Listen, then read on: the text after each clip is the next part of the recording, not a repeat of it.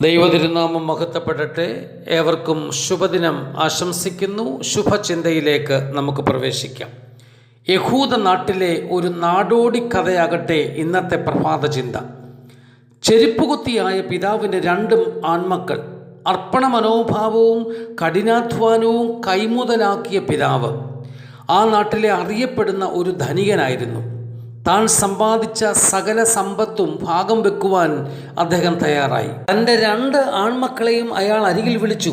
അവരിൽ മൂത്തവനോട് ആ പിതാവ് പറഞ്ഞു, ഞാൻ നടത്തിക്കൊണ്ടിരിക്കുന്ന 2 കടകളും ഇന്നുവരെ സമ്പാദിച്ച മുഴുവൻ സമ്പത്തുകളും ജ്യേഷ്ഠനായ നിനക്ക് നൽകുന്നു. എന്നാൽ ഒരു വ്യവസ്ഥയുണ്ട്. നിന്റെ അനുജന് ഭക്ഷണത്തിന് വക നൽകുന്നതിനോടൊപ്പം എല്ലാ ദിവസവും മധുരക്കരിമ്പിൻ്റെ ഒരു തണ്ടുകൂടെ അവന് നൽകണം. അവൻ്റെ കണ്ണ് നിറയുന്ന ഒരു ദോഷവും നിന്നിൽ നിന്ന് ഉണ്ടാകരുത്. പിതാവ് പറഞ്ഞത് അക്ഷരം പ്രതി അനുസരിച്ച ആ മൂത്ത പുത്രൻ തൻ്റെ അനുജനോട് ഇടപെടാൻ തുടങ്ങി. അനുജൻ തൻ്റെ ജ്യേഷ്ഠനെ പിതാവിൻ്റെ സ്ഥാനത്ത് കണ്ടു ബഹുമാനിച്ചു. പിതാവ് തനിക്ക് നൽകിയ അതിശ്രേഷ്ഠ സമ്പത്തായി ജ്യേഷ്ഠൻ അനുജനെ പരിഗണിച്ചു. മധുരക്കരിമ്പ് നുകർന്ന് ജീവിച്ച അനുജൻ ഏവർക്കും കണ്ണിലുണ്ണിയായി തീർന്നു. സദാ പുഞ്ചിരിയും മധുരമാർന്ന സംഭാഷണവും നഗരവാസികൾക്ക് ആദരണീയമായ മനുഷ്യനായി അവനെ മാറ്റി.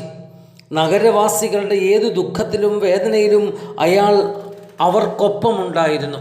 അല്പം കാലം കൊണ്ട് ആ യുവാവ് നഗരവാസികളുടെ ആരാധ്യ പുരുഷനായി മാറ്റപ്പെട്ടു. നഗരവാസികളുടെ ആഗ്രഹപ്രകാരം അദ്ദേഹത്തെ നഗരസഭയുടെ മേയറായി ഉയർത്തി.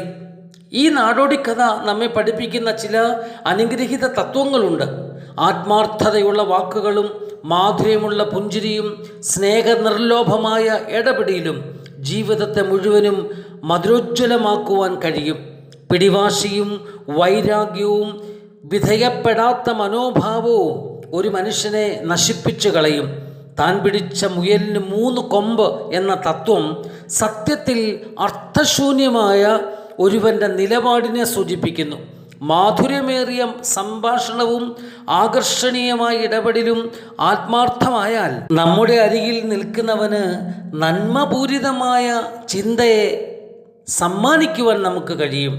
ഞാൻ നന്നായാൽ ലോകം മുഴുവനും നന്നാകും എന്ന തത്വം എത്രമാത്രം പ്രസക്തമാണ്. മാധുര്യമായി ഈ ലോകത്ത് നമുക്ക് ജീവിക്കാം. ശുഭദിനം. നന്ദി.